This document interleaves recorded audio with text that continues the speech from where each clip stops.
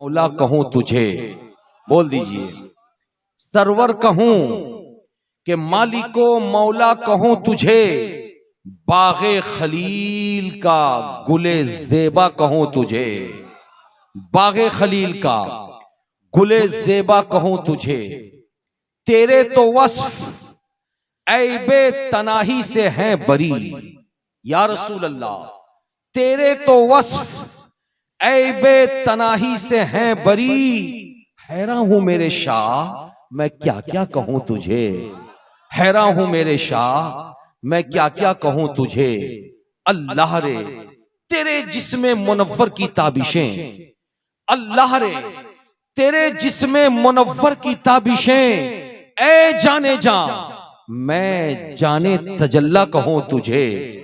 लेकिन रजा ने खत्मे सुखन इस पे कर दिया, लेकिन रजा ने खत्मे सुखन इस पे कर दिया।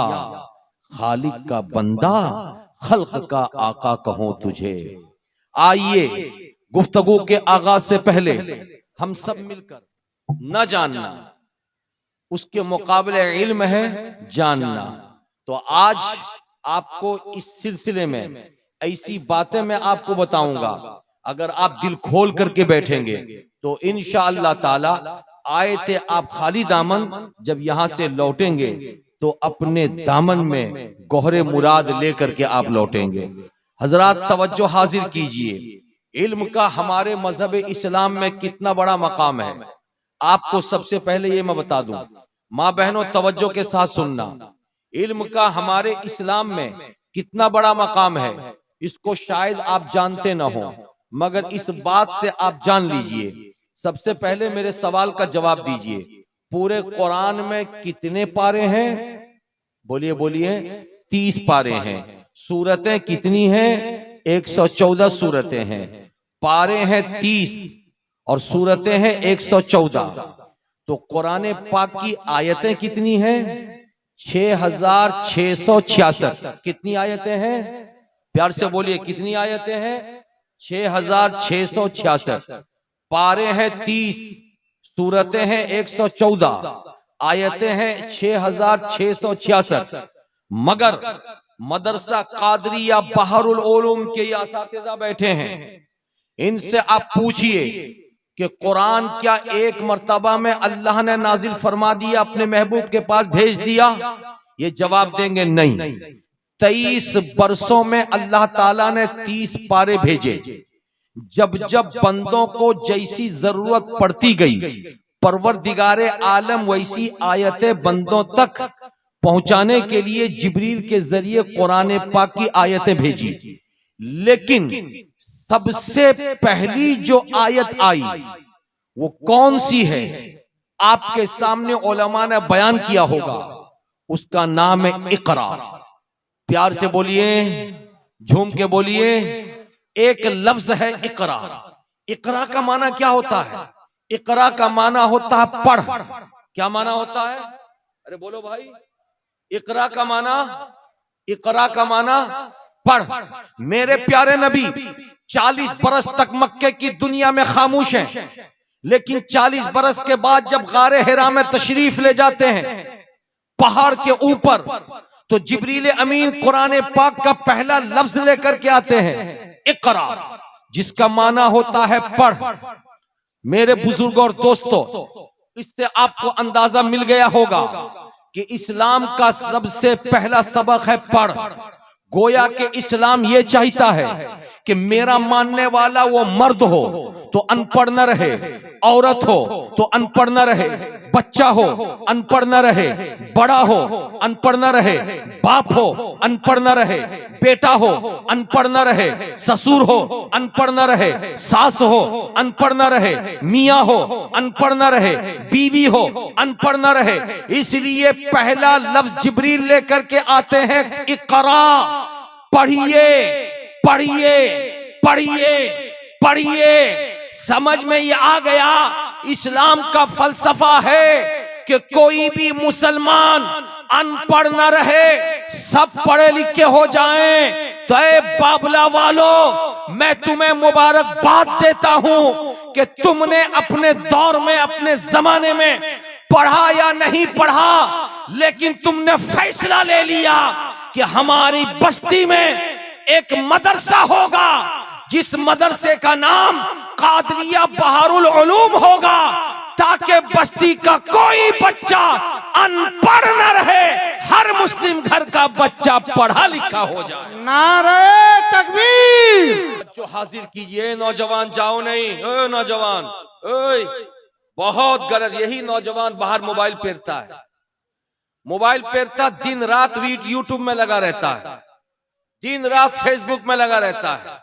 लड़कियां जिधर जाती हैं पीछे पीछे मन लाता है, जिधर जाते हैं पीछे पीछे मन लाता है। और यही लड़के हैं जो पुलिस से भी पिटाई खाते हैं, हिंदुस्तान के दूसरे धर्म वालों की बात भी सुनते हैं, और ऐसे ही लड़कों की वजह से हम मुसलमान भी बदनाम हो रहे हैं।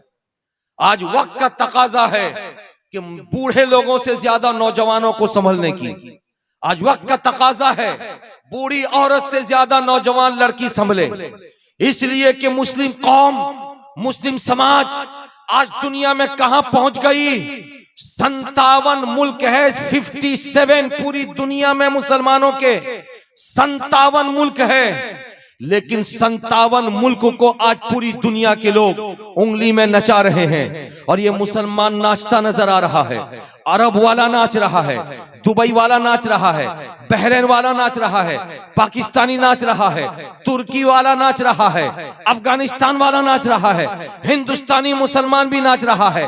आज पूरी दुनिया के लोग एक तरफ होकर 57 मुल्क वालों को आंख दिखा करके फिलिस्तीन की जमीन को खंडर बना दिए हैं, बम फेंक करके मां बहनों की इज्जतें तार तार कर दिए, माओं की गोद से बच्चों को छीन करके उनको गोलियों से भून डाले, माओं की गोद खाली हो गई, बच्चे यतीम हो गए, औरतें बेवा हो गईं। लेकिन आज मुसलमान जवाब देने के लायक नहीं बन सका। वजह उसकी यह है कि ये मुसलमान दुनियादारी में लग गया, इल्म से उसका सीना खोखला हो गया।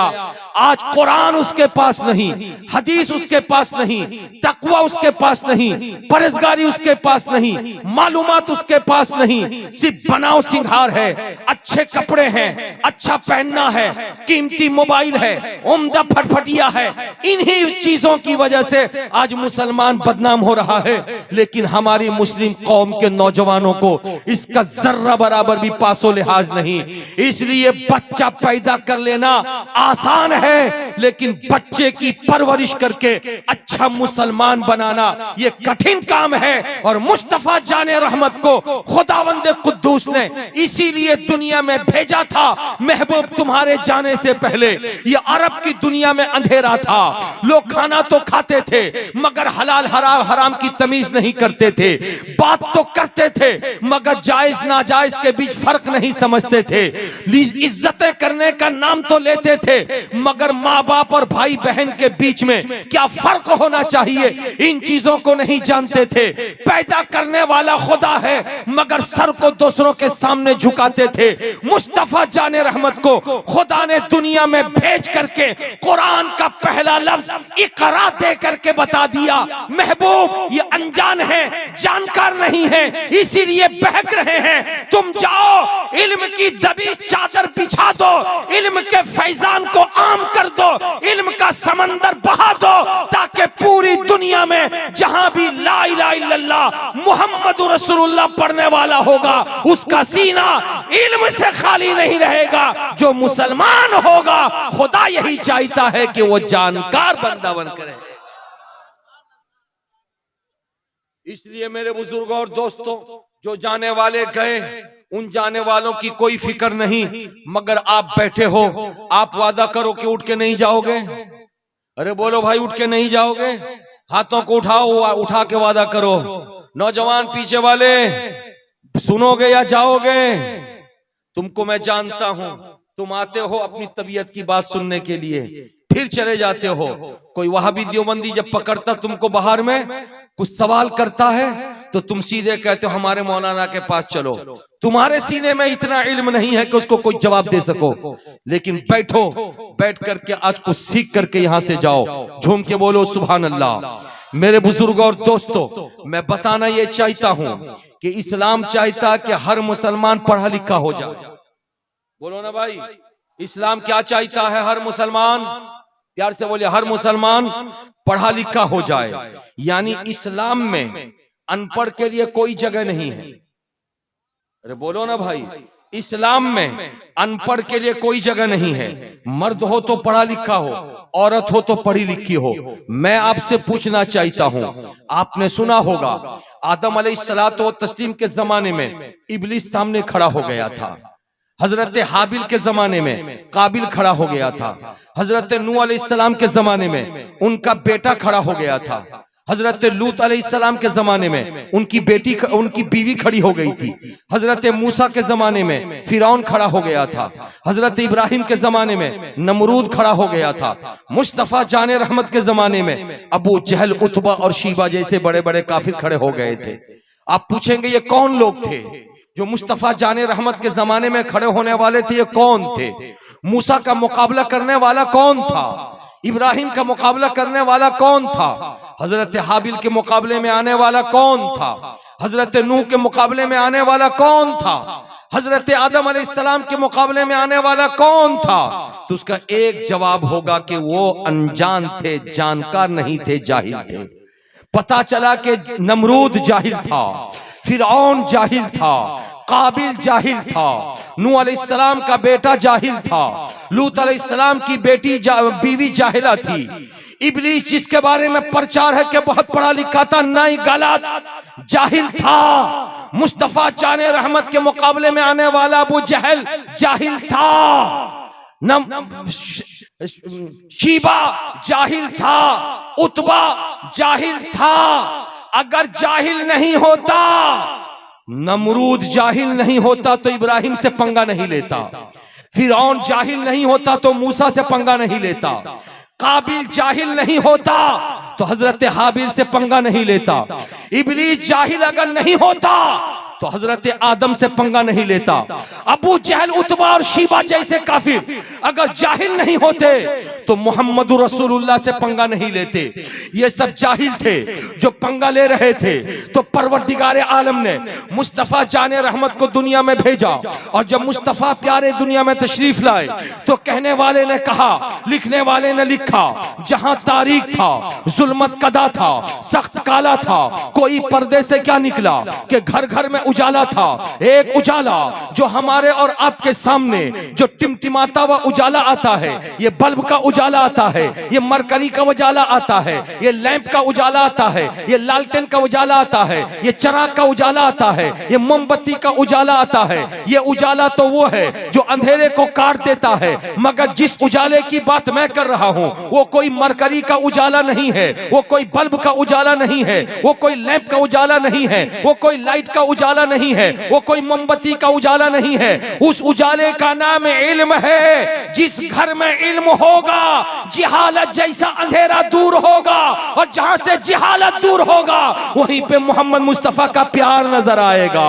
वहीं पे मोहम्मद मुस्तफा से इश्क नजर आएगा, वहीं पे तकवा नजर आएगा, वहीं पे परहेजगारी नजर आएगी, वहीं पे नमाज नजर आएगी, वहीं पे रोजा नजर आएगा, वहीं पे हज नजर आएगा, वहीं पे ज़कात नजर आएगी, वहीं पे इस्लामी कानून नजर आएगा।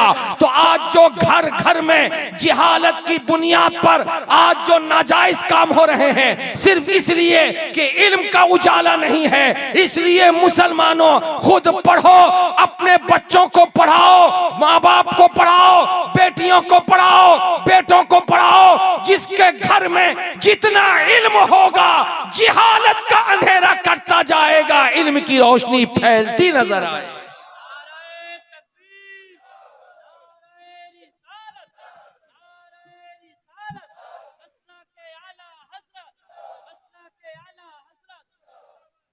आज का दौर पुरफितन दौर है। आप मजार शरीफ जाते हैं, सामने शिरनी रख करके आप फातिहा करते हैं। खड़ा होकर कहने वाला कोई कहता कि सामने शिरनी रख के फातिहा करना नाजायज है।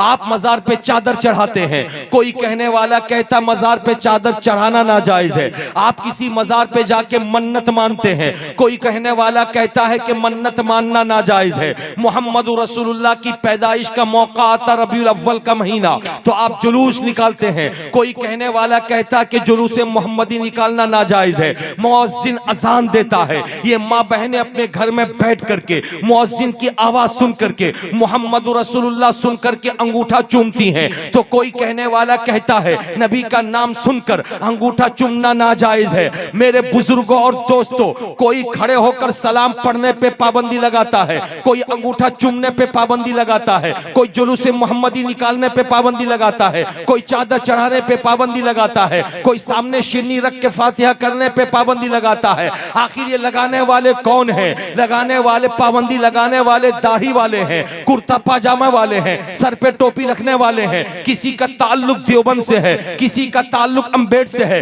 किसी का ताल्लुक नदवतुल उलमा से है। कोई अशरफ अली थानवी के नाम से जाना जाता है, कोई खलील अहमद अम्बेडवी के नाम से जाना जाता है, कोई कासिम नानतवी के नाम से जाना जाता है। ये वो लोग हैं कि जो अपने मकतबे फिक्र वालों के सामने वो बड़े बड़े आलिम कहलाते हैं, लेकिन हमारे सामने वो जाहिल मुतलक हैं। इसलिए कि इल्म रोशनी है और रोशनी अंधेरे को चीर देता है, और जब रोशनी आती है तो रास्ता नजर आता है, और जब रास्ता मिलता है तो मंजिल मिल जाया करती है। सुन्नियों के लिए मंजिल रसूलुल्लाह की बारगाह है। ये नादान उस मंजिल तक पहुंचाने वाली जो रोशनी है, उसी रोशनी को खत्म करके फिर कहते हम आलिम हैं, फिर कहते हम मुफ्ती हैं, फिर कहते हम मौलाना हैं। हम सुन्नियों ने उनके मुंह पे तमाचा लगाया और कहा नादान जो मंजिल का पता ना बता दे वो कभी भी तुम्हारे लिए रोशनी नहीं है। लेकिन सुन्नियों के पास आ, अगर कुरान पढ़ता है तो कुरान उसके लिए रोशनी है, हदीस पढ़ता है तो हदीस रोशनी है, फलसफा पढ़ता है तो फलसफा रोशनी है, मंतिक पढ़ता है तो मंतिक रोशनी है। अगर वो मुस्तफा जाने रहमत तक पहुंचता है तो ये रोशनी है। तुम्हारे पास कुर्ता पाजामा टोपी तो है लेकिन इल्म नहीं है। लेकिन सुन्नियों के पास कुर्ता पाजामा टोपी भी है, कुरान का इल्म है, हदीस का इल्म है, फलसफा का इल्म है, मंतिक का इल्म है।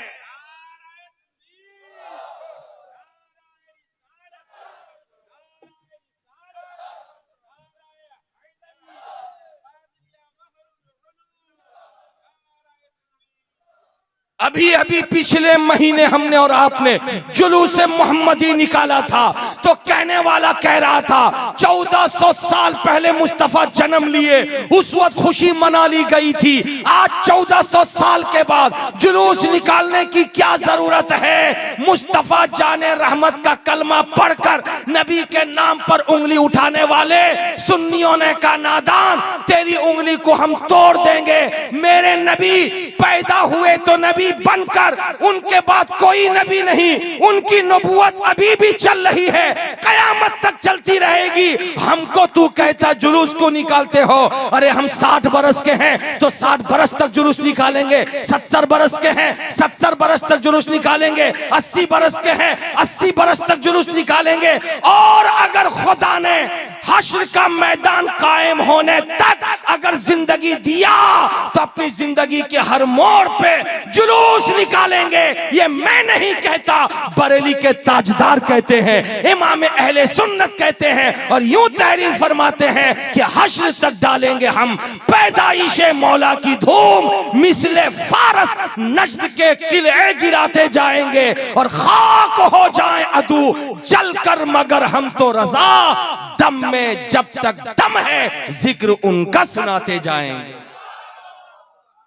झूम के बोलो सुभान अल्लाह, मचल के बोलो माशा अल्लाह। हजरात मुकर्रम, तो मैं आपके सामने कहना ये चाह रहा था, इल्म रोशनी है। अरे बोलो बाबू, प्यार से बोलो, इल्म रोशनी है।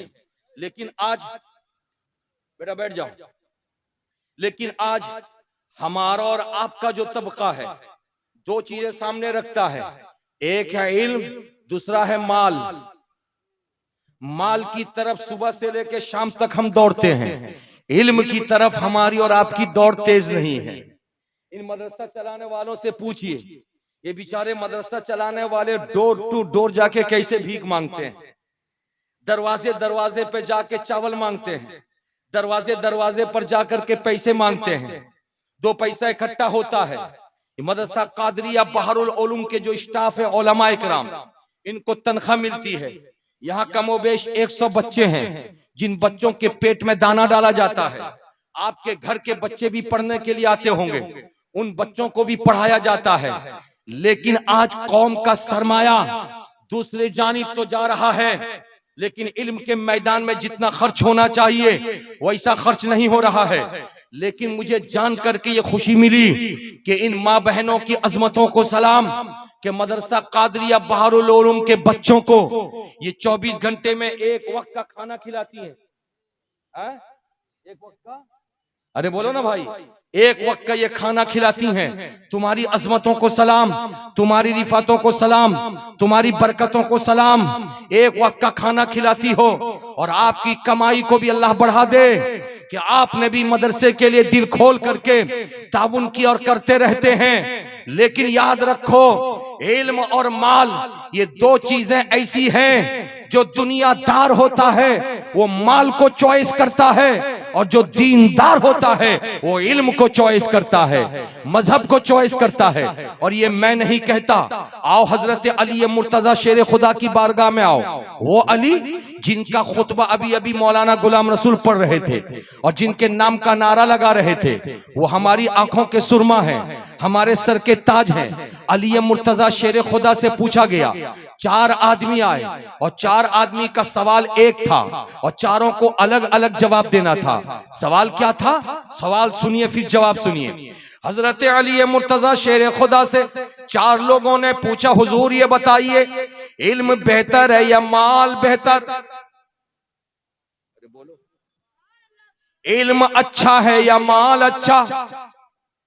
सवाल करने वाले 4, जवाब भी 4 लोगों को देना है। अली मुर्तजा शेर खुदा की जबान खुलती है, इरशाद फरमाते हैं, इल्म बेहतर है, इल्म अच्छा है, माल अच्छा नहीं। लोगों ने पूछा वो क्यों? अब जवाब सुनिए।